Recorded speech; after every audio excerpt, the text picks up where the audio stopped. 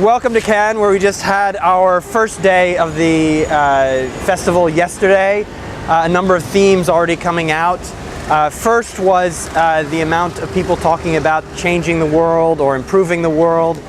We had a presentation by Coca-Cola, Jonathan Mildenhall, talking about how Coke has a long tradition of pushing boundaries. He cited a 1955 ad that had the first black model in it.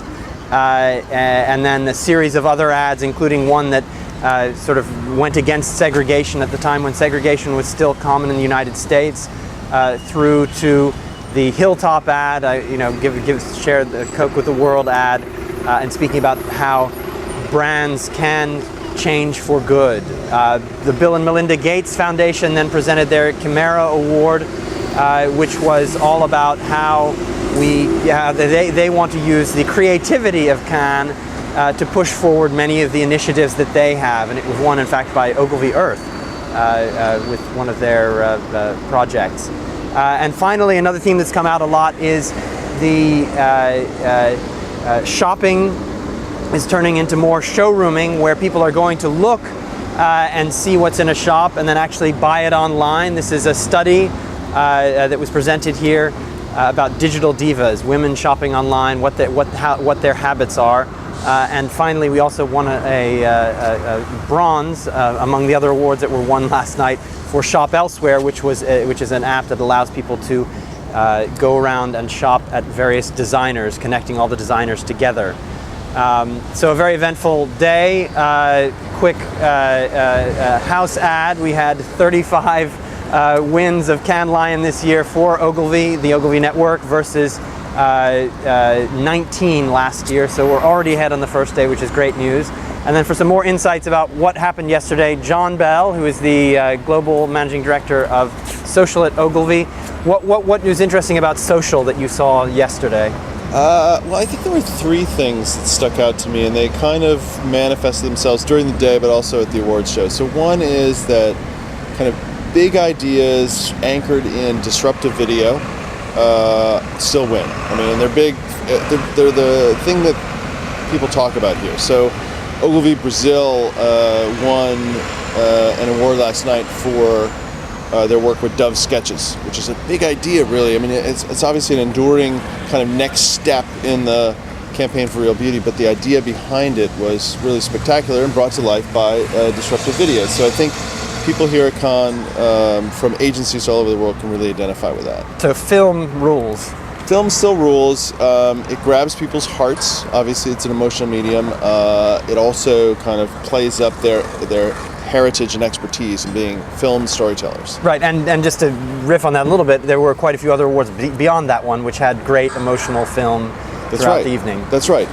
I think two other things that stuck out to me. One is that creativity is being kind of interpreted in a more expansive way, so technological innovations won. So our team in Brussels, the Ogilvy Brussels team, won a silver lion for their Alzheimer's program, which essentially was all around an application that caused people to make their Facebook timeline go dark, kind of mimicking the experience of someone perhaps with memory loss.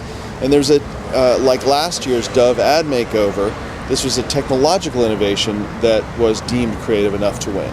So I think that's another thing we're going to start seeing more of. Sort of a counterpoint to your first one. Film is important, but now technology is being seen in a creative light. That's right. And I think lastly, it's interesting. So Oreo won a Gold Lion for their kind of always-on campaign, 100 Days of Oreo, which was, and I think it was in the PR category, if I remember last night. So they got a lot of credit for the way they did that, the earned media coverage they got for that. Which is the campaign where they put one image up every single day, effectively a print ad almost. Well, see, there's the weird thing. So there's I don't know how to take this. There's two ways to take this. One is perhaps it is an acknowledgement for this always-on kind of persistent relationship we're building via Facebook and Twitter and other platforms around the world, which is kind of neat, because that's a acknowledgement of one of the key strengths of social. On the other hand, you could look at it and say it's a long print campaign. And all this is doing is putting a print campaign up in another venue. I mean, it's a spectacular. Great billboard. Yeah, it's a spectacular program. My one theory I have is that it is an archetype of what Facebook likes to make popular amongst the brands and the agencies, which is to always connect Facebook back to a previous advertising heritage, to try to convince more creatives to kind of dive in. So they came up and coined the term, I think, the new print. You know, Facebook is the new print. Here's the thing. It'll be interesting to see later on this week or even next year whether more of these kind of enduring, always-on programs capture the attention of judges. This particular program will never win again. You won't be able to mimic this again and win, I don't think. So in a way, you laud it because this is Yeah. the structure created to make a brand come alive over time. Yet, Right. But yet it's doing it in a way that's very familiar to all of us, which is that luscious print or clever print series that gets deployed, in this particular case, at Facebook instead of the magazine pages that we're used to. excellent. Okay, Cool. we'll see the week ahead any more social media advances and the ways that creativity are being interpreted. Thank you very much. Thanks.